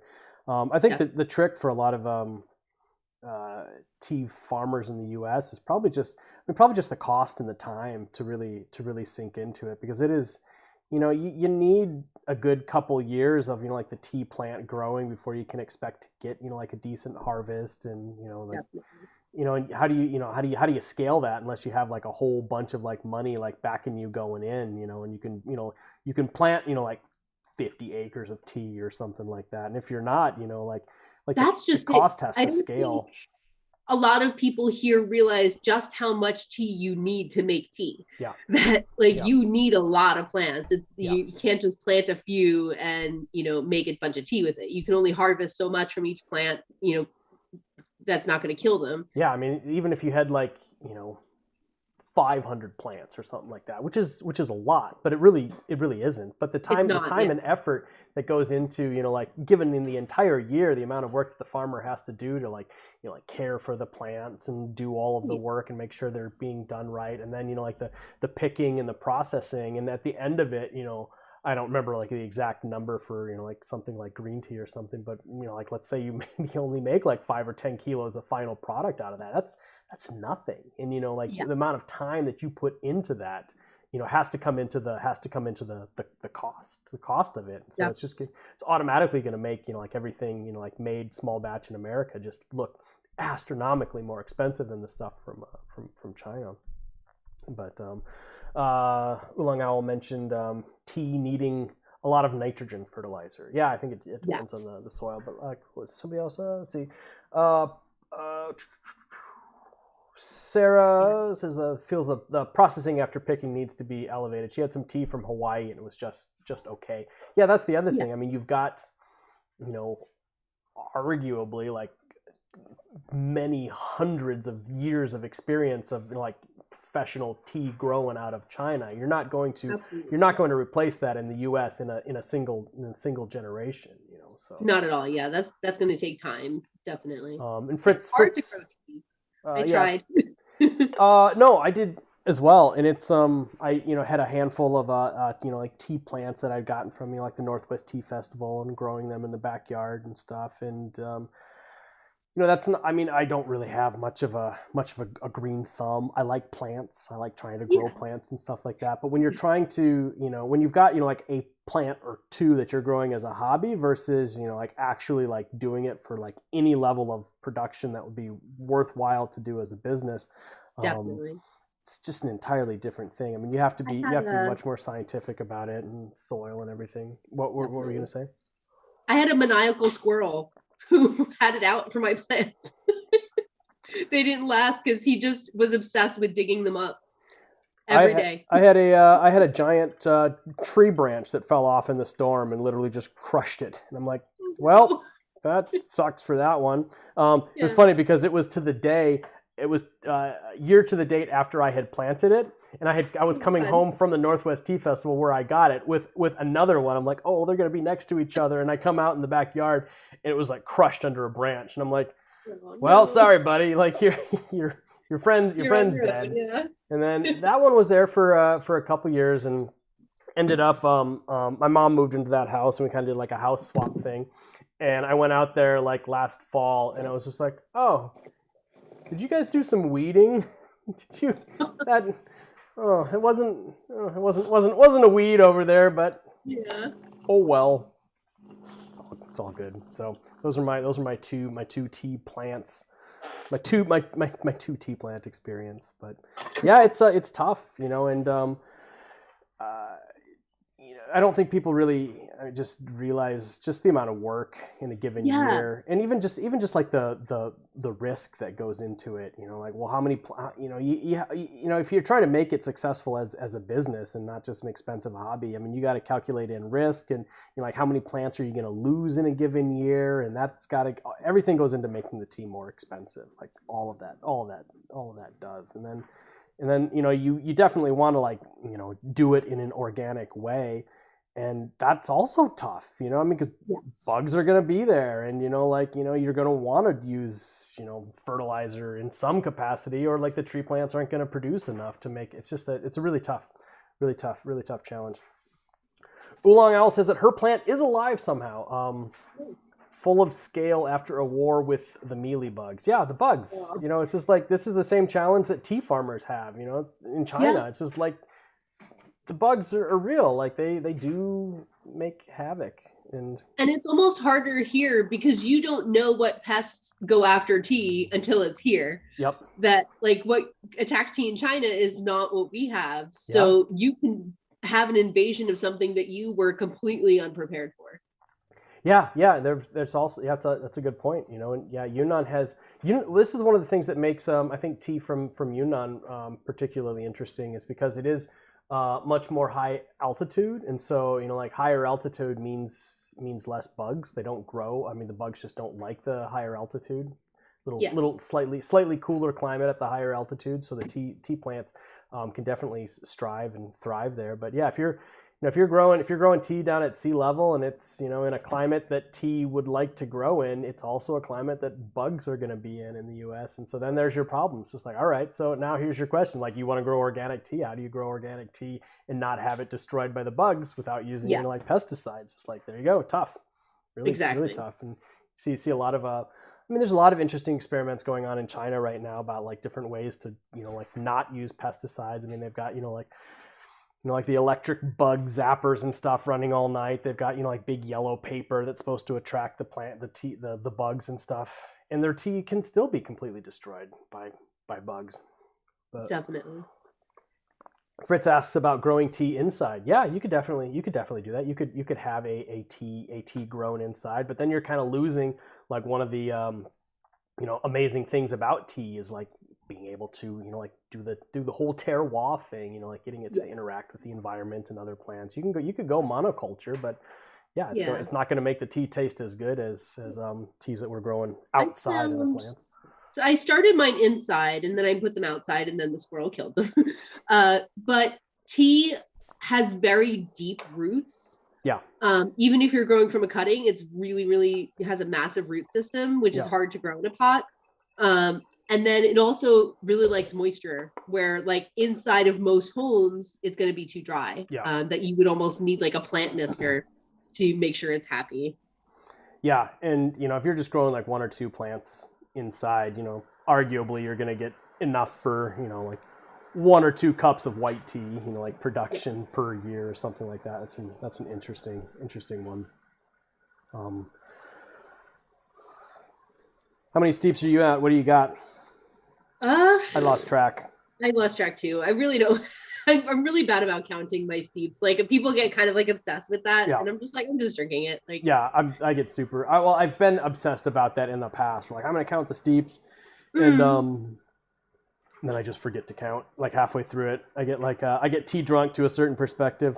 There you go. What are your thoughts on tea energy and sheng pu'er? How do you describe that to your bloggers that are your readers that might not know what that means? Or Yeah, that's a tough one. I find I'm not really very sensitive to it. So like people talk about it a lot, and sometimes I'm like, I think it's just caffeine. Like that it can be very much blown out of proportion, yeah, or like a placebo effect of like you believe it's gonna happen, so it does it. It's a tricky thing because it's everybody's different. yeah, The few times I really have felt that it was definitely like a chi kind of thing. yeah. Like I was at a chi shop with friends and we all felt like hot in a different part of our body. Interesting. So like we all felt the same effect, but like one person had her hands, one person had it like the small of her back. Yeah. That like we were all affected differently, even if we did kind of have a similar experience. That's interesting. Well, shoot, I should send you some altered state and have you do like a mega session with that and just kind of see what happens.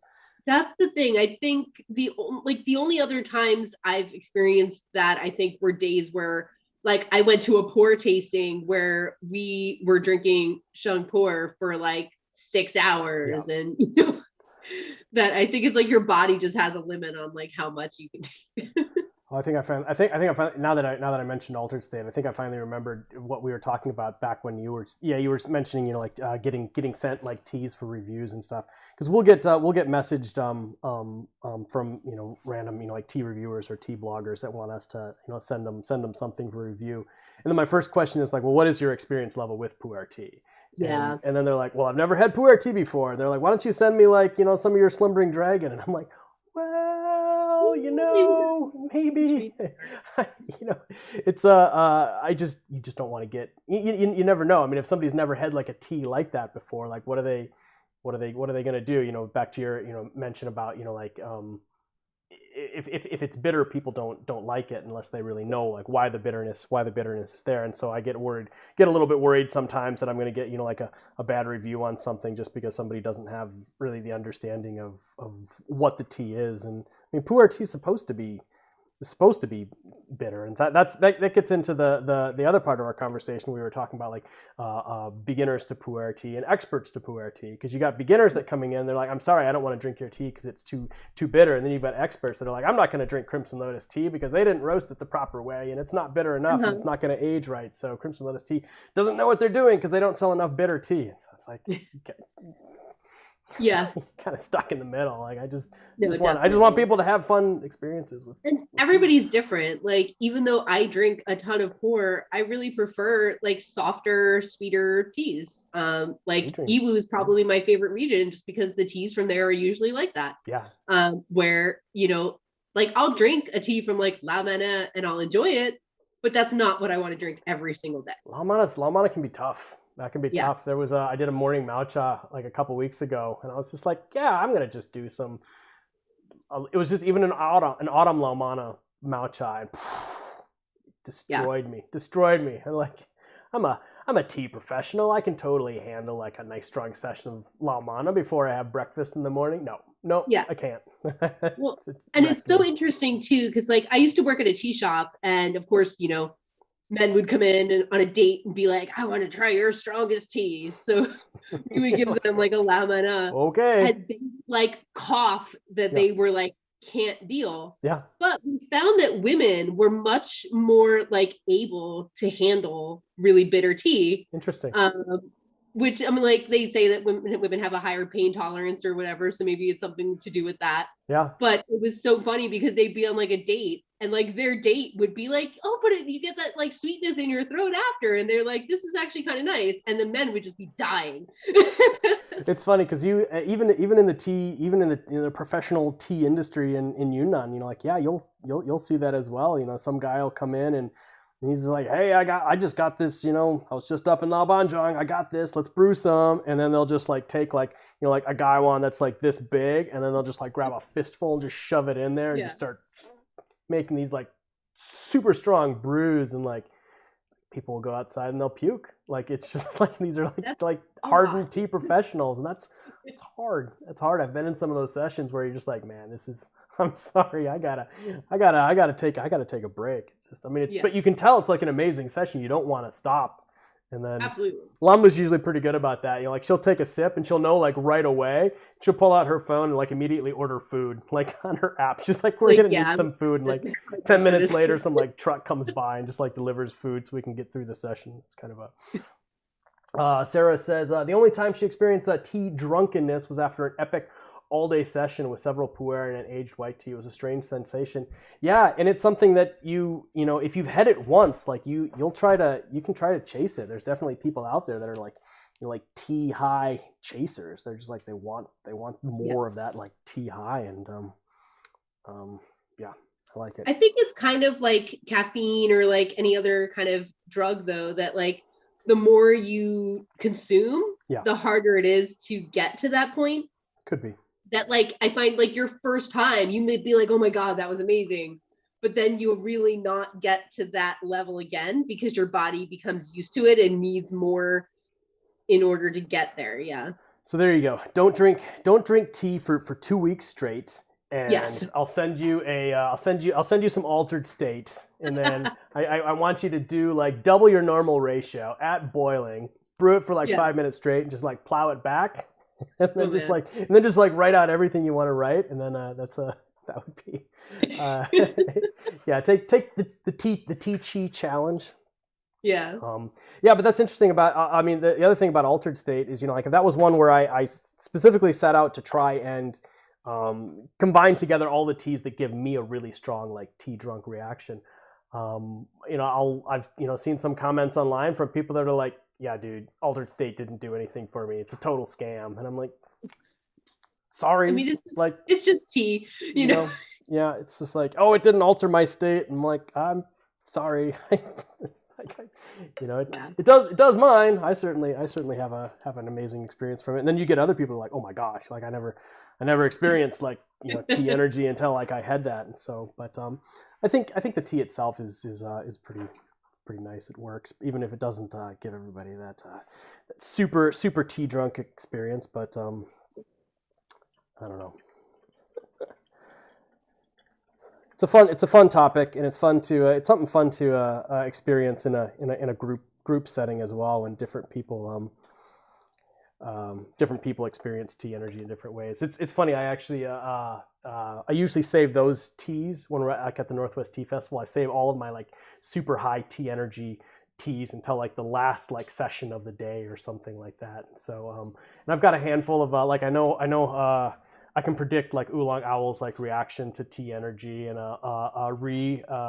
Ree from what's her tea blog? Oh, Tea Curious. Oh yeah, Tea Curious. And so like I know what her reaction to like the tea energy is going to be, and so it's kind of funny to bring out those teas, and you can see like even before I do it, like I know I can see them like starting to sweat. Oolong Owl's like, oh no, it's like it's Storm Wrecker, it's coming out, and then I usually brew those the last session, and it just kind of like blows out the whole day with just like really high tea energy. Yeah. But you gotta once we're in a post-pandemic world, you gotta make it out to the tea. You gotta make it out to the Northwest Tea Festival. I definitely do. I have so many tea friends out there, and it's just I keep saying I'm going to, but I definitely think I have to. Yeah, I think you've got to. There's no more excuses. I don't think it's going to be I don't think it's going to be available this year. I think it's still going to be too hard.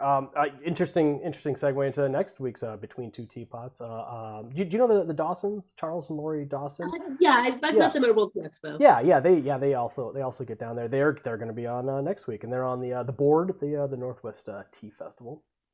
which is fun. So we'll be talking to them about that. Nice. They're actually they're local to us. They live about an hour north. We actually just did the tea swap yesterday. I wasn't able to be around, so I have a little pickup bucket. So if customers are going to be coming by and I'm not going to be around, I leave their tea in a little. I shouldn't tell people that there's tea on my front porch. I'm gonna get some people poking in there trying to poach some sweet tea. But yeah, I left the tea that we're going to be having with them, and then they left some of the tea that we're also going to be having. So we kind of did like a little tea swap. Let's see, what do we got? We got any other questions in chat? I think we've been going almost 2 hours. We'll probably give it a couple more minutes. See if anybody else has any good questions in chat. I think this tea probably can still keep going. I'm still getting a lot of good flavor out of this tea. Definitely, this tea, like, you can really go all day with it. Yeah, some of the things I really like about it. Sarah says, I think going back about tea energy. It's talking about how it's like kind of like spiciness to her. You know, like you still want to enjoy it, but you don't always want to have that. About a bitterness with tea. That's the thing. I have a pretty high bitterness tolerance. Yeah. I cannot take spiciness at all. That's interesting. Like cinnamon is as spicy as I get. I like bitterness, and I like sourness, and so sometimes this is definitely bitterness in tea is something that changes in your palate over time as well. Like I don't have the sensitivity to bitterness that I had when I first started with tea, and so then that makes it a little bit tricky. People are like, well, hey, is altered state bitter? And I'm like, well, I don't really think so. And then they have altered state, and they're like, dude, why didn't you tell me how bitter it was? I'm like, honestly, like in my scale of bitterness, like my scale of bitterness is like fresh picked, like first picking spring Laumana, like that's bitter. But like I don't find altered state that bitter. But it's just kind of funny. I've also found specifically that altitude plays a large role in bitterness as well. Yunnan's really high altitude, and the same tea does not taste bitter in Yunnan as when you get down to like sea level, and the bitterness like really comes out. It's much more pronounced, and I think that's why they may be. I'll tell you about that afterwards. I did some. There's some really interesting research done with airplane food and how to get airplane food to taste good. They did a lot of research in France. They actually took an entire fuselage section of a plane, buried it 30 feet underground, pressurized it, and then they had the chefs actually down there with like food reviewers, like tasting the different foods as they were cooking them and preparing them. And airplanes, you're flying at 35,000, 40,000 feet or whatever it is, but you're not actually at that altitude, inside. They pressurize it. They specifically pressurize it to between about 6,000 and 8,000. And they put the humidity relatively low, about 25%. And for most of Yunnan, that's about what Yunnan is. Yunnan is about 6,000 to 8,000 feet, and it's got relatively low humidity. So what they found specifically was bitterness and umami had really interesting stark differences between like what it was when they set the chamber at sea level. It tasted this way. They put it up to like what it would be in the airplane. They found specifically bitterness and umami changed significantly, and I thought that was really fascinating. So with that research, they were able to construct meals that would taste better at altitude than they tasted at sea level, so that it made like airplane meals taste better. So I've been meaning to do a little bit more experimenting with that, like here in Seattle, because I can actually like drink at sea level, and then like 30 minutes later I can actually be at like 8,000, 6,000 feet in the mountains. So I've been wanting to do some experiments with that, but haven't gotten around to doing that. To see, because I live like 2 blocks away from a bay, so I'm practically at sea level. Like not same quite, here in Seattle.